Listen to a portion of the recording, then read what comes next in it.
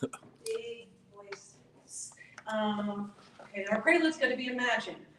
You know the song. We're just going to sing the first two verses, and there's a line for the last verse. We're going to do that as the post.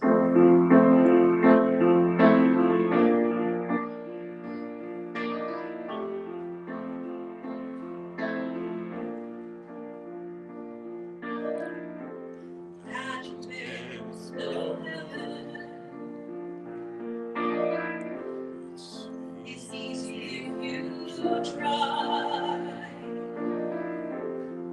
No hell below us, above us only sky. Imagine all the people living for today. And there's no country. It isn't hard to do. Nothing to kill or die for, and no religion too. Imagine all the people living life in peace. You may say I'm a dreamer, but I'm not the only one. Hope someday you'll join us, and the world will be as one.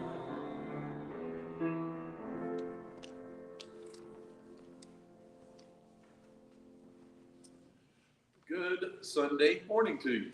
It's lovely to have each of you here with us. We welcome you to Presbyterian Church of the Covenant in Greensboro, North Carolina, as well as those who are online. We welcome you as well. There's a QR code if you're online above me on my head where you can find out more about our church and you can make a donation to help sustain our ability to broadcast this live. Reminder to everyone here, there's a basket in the back where you can make your donations. We do hope that you will find that either on your way in or way out today. We are going to have, it's the last Sunday in the month, so David Kalaseki from our revision committee is here with us, and at the very end of our announcements, just before the end of the service, David's going to come and give us an update on where we are in that committee. So again, welcome. We are glad that you are here with us today. I'd like to begin with two readings. One is a scripture reading, and then a quote from someone I think you're going to know. Our scripture reading comes from the book of Isaiah, chapter 58, verses 6 through 10, and I'm reading from the New Revised Standard Version. This is the updated edition of that. Hear now these words. Is not this the fast that I choose? To loose the bonds of injustice, to undo the straps of the yoke, to let the oppressed go free, and to break every yoke? Is it not to share your bread with the hungry and bring the homeless poor into your house? When you see the naked, to cover them, and not to hide yourself from your own kin? Then your light shall break forth like the dawn, and your healing shall spring up quickly. Your vindicator shall go before you. The glory of the Lord shall be your rear guard. Then you shall call, and the Lord will answer. You shall cry for help, and he will say, here I am. If you remove the yoke from among you, the pointing finger, the speaking of evil, if you offer your food to the hungry and satisfy the needs of the afflicted, then your light shall rise in the darkness, and your gloom be like the noonday. We have blessing and meaning to the reading of these words, and then a quote from Desmond Tutu, who says, we must not allow ourselves to become like the system we oppose. We cannot afford to use methods of which we will be ashamed when we look back, when we say, we shouldn't have done that. We must remember, my friends, that we have been given a wonderful cause, the cause of freedom. And you and I must be those who will walk with heads held high. We will say, we use methods that can stand the harsh scrutiny of history.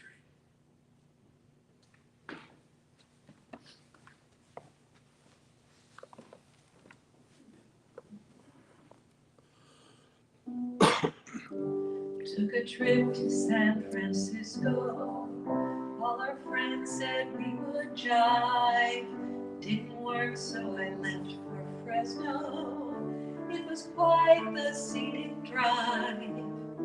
Pulled over to watch the children in the park.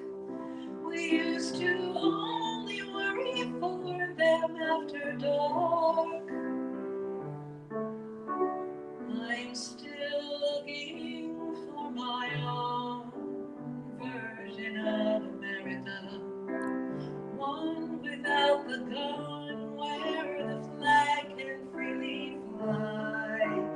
No bombs in the sky, only fireworks where you and I collide. It's just a dream I had in mind. It's just a dream I had in mind.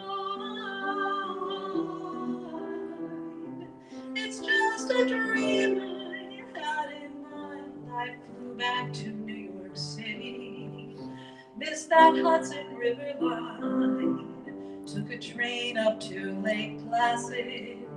That's another place and time where I used to go to the drive-ins and listen to the blues. So many things that I think twice now before I do. I'm still looking for my own version of America. One without the gun, where the flag can freely fly. No bombs in the sky, only fireworks where you and I collide. It's just a dream I had in mind. It's just a dream I had in mind. It's just a dream I had in mind.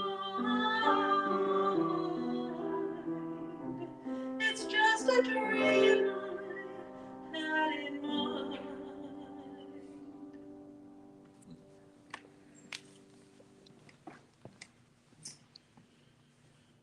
A quick reminder to those who are watching online, we do invite you to leave a note in the comment section where you're from so we know all who are joining us. Also, if you have thoughts or questions about the message today, please leave them there. Once we stop broadcasting, those of us who are gathered here will have a bit of time where we can discuss our topic of the day and add insights. I encourage folks to do that online as well, and I will, after the service, manage to get to anything that's left there. My message this morning is entitled Resistance That Works. Humans are a race of dominance, a race of power over, a race of violence. As far as I can see, we kind of always have been. It's so much a part of us that linguistic idioms that communicate our vindictiveness are basically commonplace. Eye for an eye, tooth for a tooth, quid pro quo, tit for tat, let the punishment fit the crime. Retributive justice seems to be an almost primal need for we humans. When the first ever World Report on Violence and Health was released, we learned something. It said that death and disability caused by violence makes violence one of the leading public health issues of our time. Violence is among the leading causes of death for people aged 15 to 44, accounting for 14% of deaths of male and 7% of deaths among females. On an average day, over 1,400 people are killed in acts of homicide. That means almost one every minute. About 35 people are killed every hour as a direct result of armed conflict. And in the 20th century alone, an estimated 191 million people lost their lives directly or indirectly as a result of conflict and violence. And let's not forget how violent religions can be. In the Spanish Inquisition, Christians abused, tortured, or executed more than 300,000 people, including Christians, 2,000 of whom were burned at the stake. The Islamic extremists conceptualized and executed the event of September the 11th. I mean, that's just the tip of the iceberg.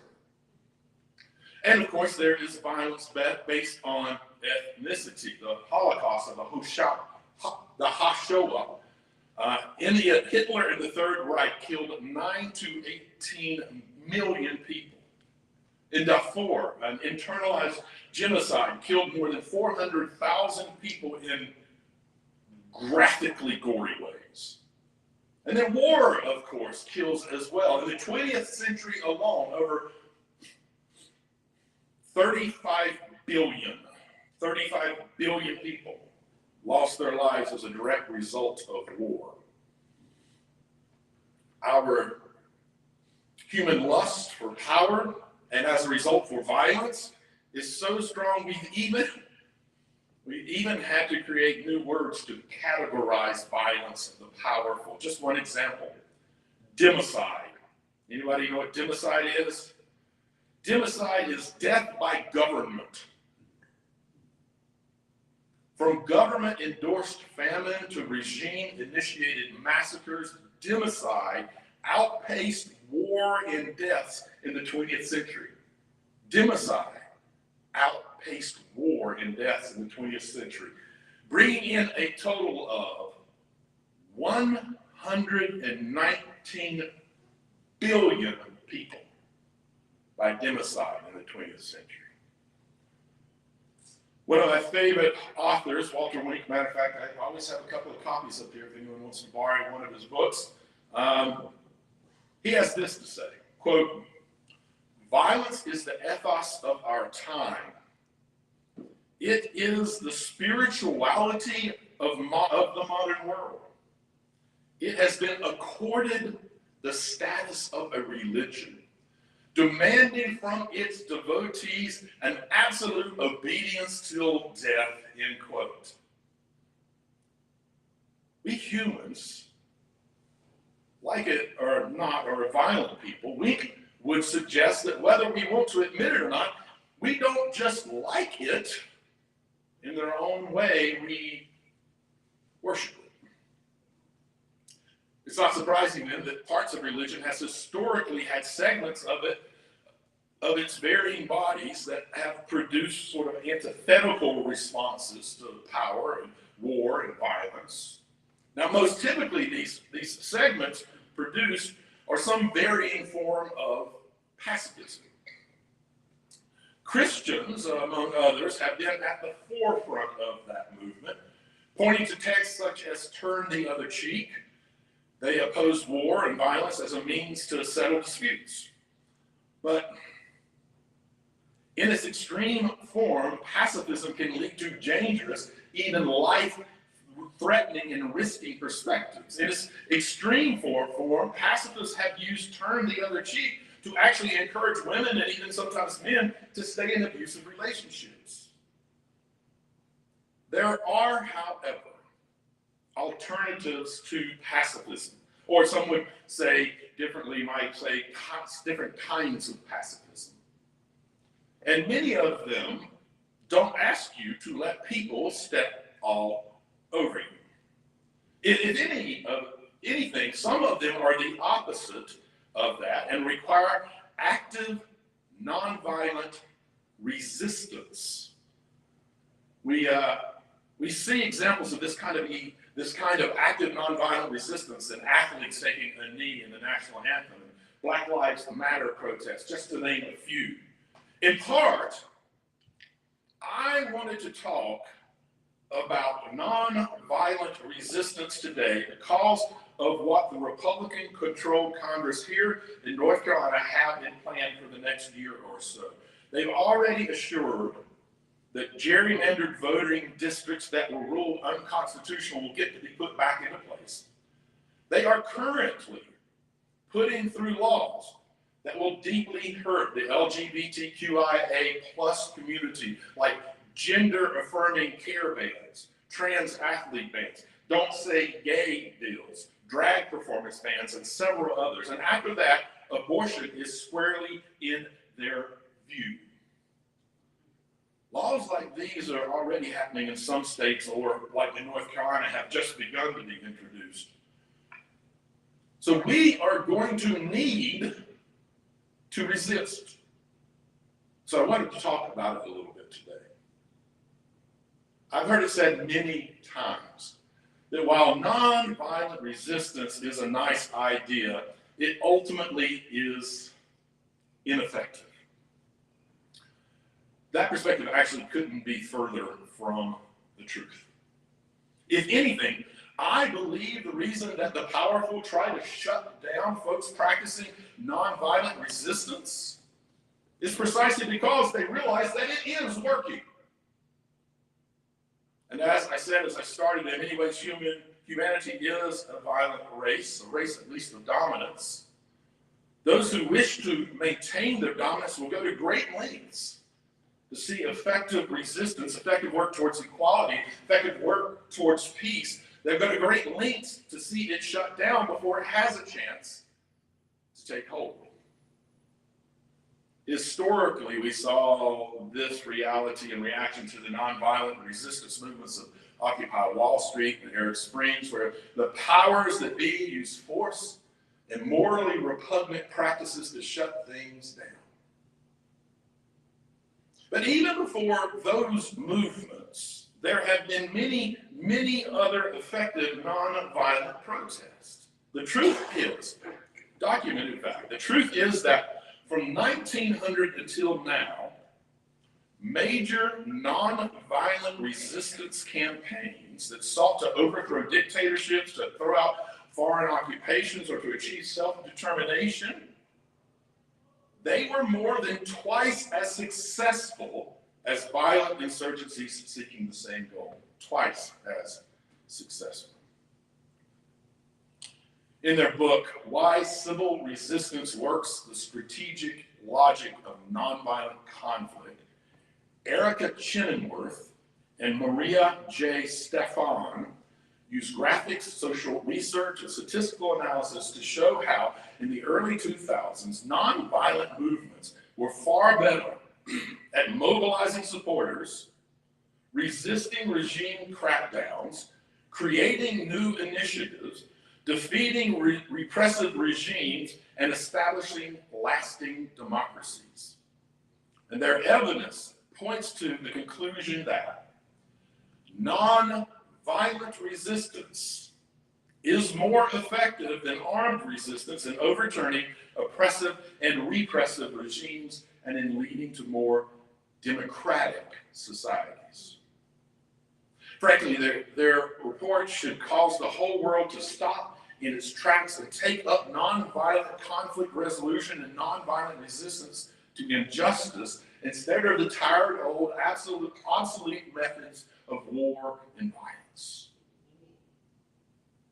One of the intriguing reasons that nonviolent campaigns typically appeal to a much broader and diverse group of people than violent campaigns is that what is required of an individual to participate in a nonviolent resistance involves a much lower personal investment.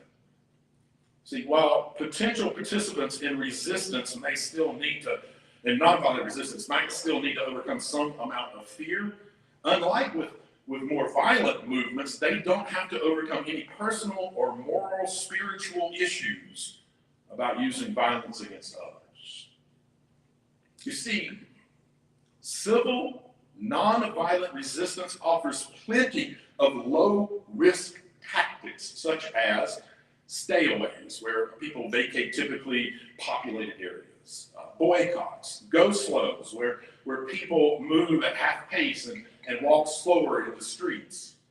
They all encourage people to participate without having to make an enormous personal sacrifice, and it disrupts the system. As I said earlier, when people hear the word nonviolent, they often think of peaceful or passive resistance. And doing that, thinking of it that way, actually conflates nonviolent resistance with the doctrine of nonviolence, or the doctrine of pacifism, which are philosophical positions that reject the use of violence on moral grounds. But in civil resistance campaigns like the ones that I've mentioned, very few of the participants are actually pacifists. Rather, they're just ordinary civilians confronting intolerable circumstances by refusing to obey. And the beauty of it is that it is a method available to anyone, whether they're a pacifist or not.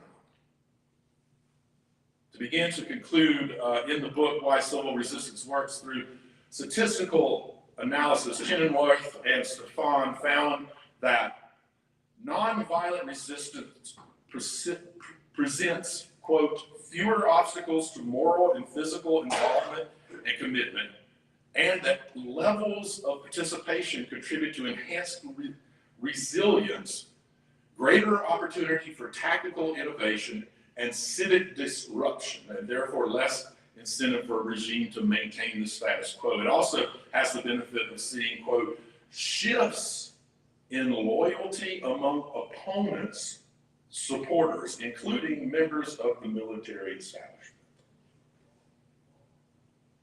Contrary to popular belief, they say, violent insurgency is rarely justifiable on a strategic ground.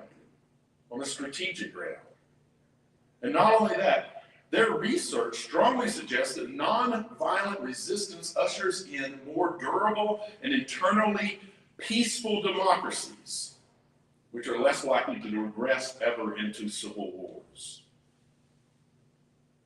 Finally, and I will conclude with this, a quote from Martin Luther King. The ultimate weakness of violence is that it is a descending spiral begetting the very thing it hopes to destroy. Instead of diminishing evil, it multiplies it. Through violence, you may murder the liar, but you cannot murder the lie, nor establish the truth. Through violence, you may murder the hater, but you cannot murder the hate. In fact, violence merely increases hate. Returning violence for violence multiplies violence, adding deeper darkness to a night already devoid of stars. Darkness cannot drive out darkness. Only light can do that. Hate cannot drive out hate. Only love can do that.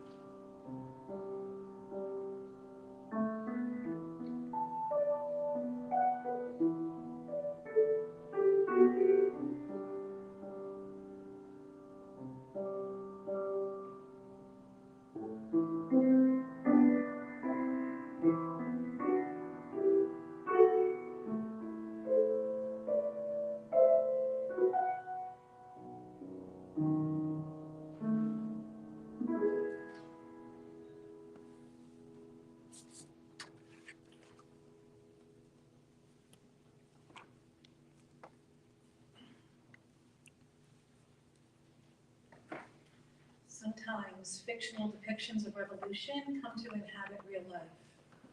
And that's the case for the musical Les Miserables, whose song, Do You Hear the People Sing, became a popular refrain at the protests in Hong Kong in 2019. It was also a hit on the streets of Kiev in 2014 during Ukraine's revolution. Students even began singing it instead of the Chinese national anthem at one school assembly. And perhaps unsurprisingly, censors quickly scrubbed Do You Hear the People Sing from many of China's streaming services. Music is a wonderful way of nonviolent resistance. Les Mis takes place during the French Revolution, so there's some lyrics in here that refer to that war and the oppressed people trying to gather numbers to resist the violence of the state. So, see that for what it is. But what I'd love you to do is sing with me, especially the big, loud, strong singing men in the room. When we get, because that chorus, I put the lyrics on that sheet for you. The chorus hits several times. I start the song with it, and then I sing a verse, and then I sing the chorus, I sing a verse, then we do the chorus again. And I would love it if you would sing that. It's very powerful, and you can feel like you're singing with those people in Ukraine and those students in Hong Kong that we are all, internationally people.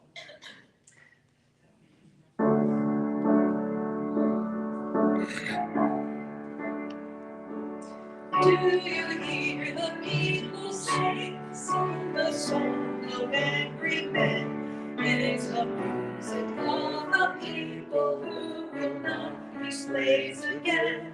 When the beating of your heart echoes the beating of the drums, there is a life about to start, tomorrow comes.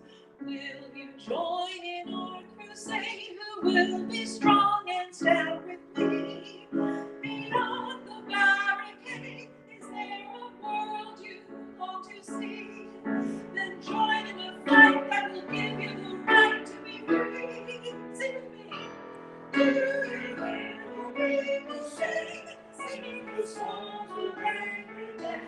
It is the music of the people who never be slaves again.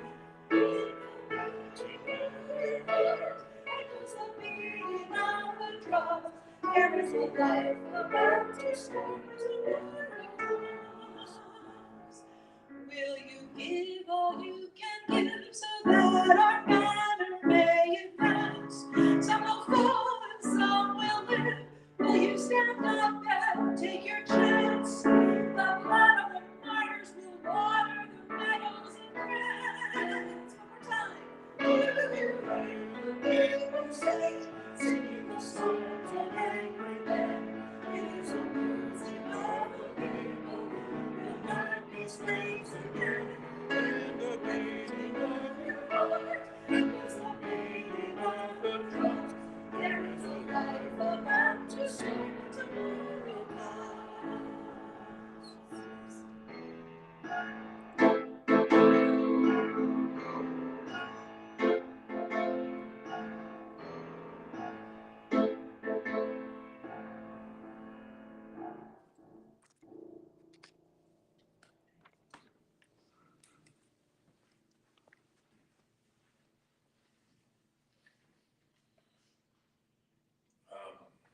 Several of you, most of you, all of you, have heard me talk about the book of prayers I wrote in the preface. I talk about how prayer has become as much of a meditation for me as what I might have formerly thought of as prayer.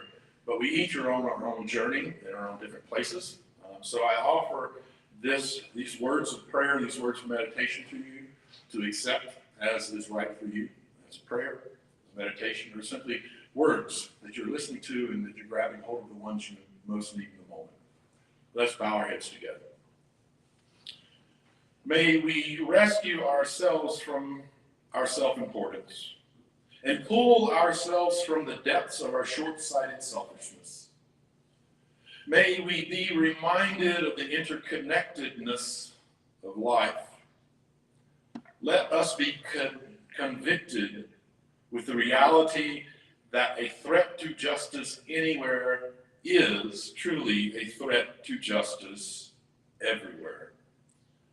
Let us be inspired towards lives lived out for others, lives that persistently shout from the mountaintops, "You will not harm him, you will not take advantage of her. I demand justice, we demand justice." May we continue to become modern-day John the Baptist, shouting out into today's deserts, which are so unnecessarily littered with the pitfalls of the powerful. May we shout out into today's deserts calls to lower the mountains that divide us, calls to raise up the valleys which entrap us, calls to make straight the sometimes crooked ways of the powerful, and calls to make smooth the rough patches of life that can sometimes bury those on the margins underneath the unbearable knowledge that profit and power and prestige seem to be more important to the world than their own dignity, and that the unique reflection of God found in them is somehow less valued than others. May we be the bringers of justice. May we be lights on the hill. May we be salt unto the earth. May we be harbingers of justice, voices for equality. May we be love. Love in action for a world in need. Amen. May you walk in harmony with each other and with creation, recognizing that we are one. And may you know love and happiness throughout your life. And may your words and your actions share that love and happiness with all of those you meet.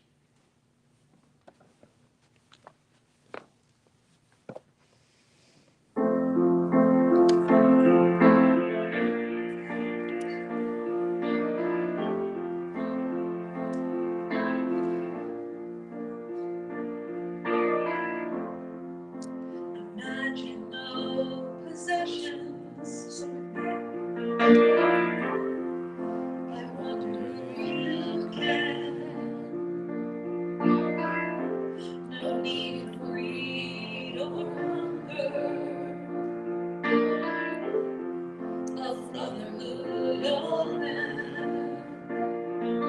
Imagine all happy world, sharing all the world. You may say a dreamer, but I'm not the only one. I hope someday